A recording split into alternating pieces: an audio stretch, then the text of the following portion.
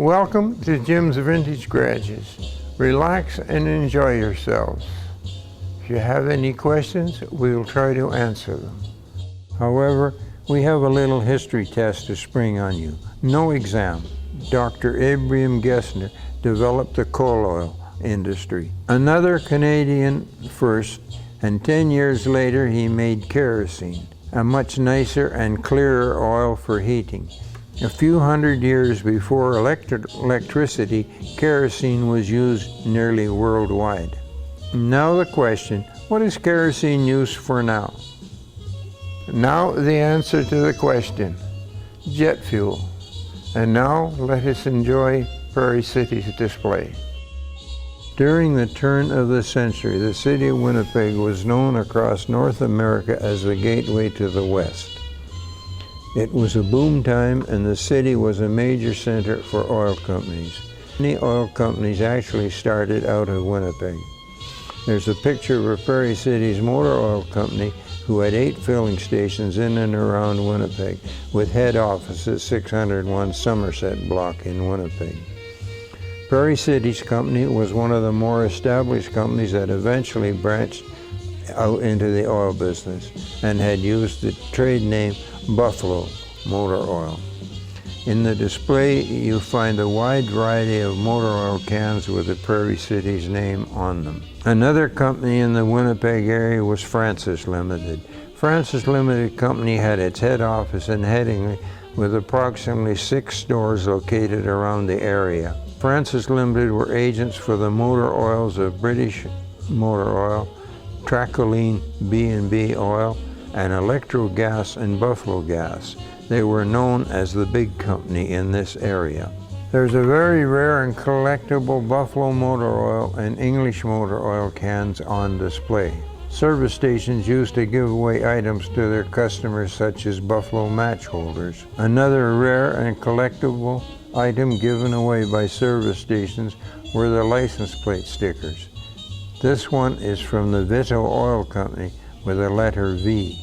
Gutta-Percha Tire was a truly Canadian company. They were a very diverse company that not only manufactured tires, but also tire patching kits, made up rubber heels for shoes. Gutta-Percha also manufactured rubber hoses for fire departments. You will find a metal plate on a rubber hose in the display.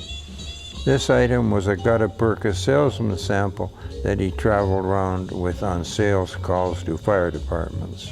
Perky, the popular wire-haired terrier, was the mascot found on the advertisement sign of Gutta-Percha tires. When stopping for service or gas, customers would find Perky and the Gutta-Percha tire sign mounted on most service station walls. There is a display of a very successful tire company called Cyberling Tires. The motto of this company was Safety Tires. Cyberling Tire was of a very high quality and was so successful that it actually broke away from its parent company of Goodyear. Goodyear has just recently bought back the Cyberling company. Weed chains were a very popular item found in service stations. The weed chain was a product you would strap on your vehicle's tires if you were stuck in the snow or mud. The product would also include an extremely large set of pliers to make things easier for stalling and removing the chains on your tires.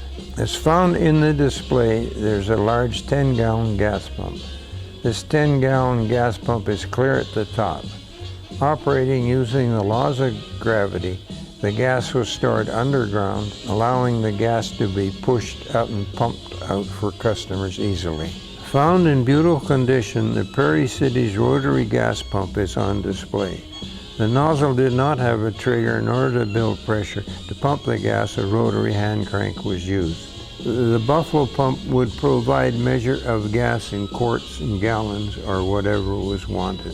There's also a rare wobble hand pump that was a little more difficult to operate than the more friendly user rotary hand pumps of those days.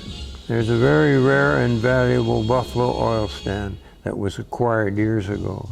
It was common to see these oil stands in use in many service stations, as they would hold a variety of sizes and types of motor oils for sale. Many interesting trades and offers will be made for this Buffalo oil stand by knowledgeable collectors that have visited the Buffalo Motor Oil display. We hope you enjoy the rare and collectible items on this segment of your tour.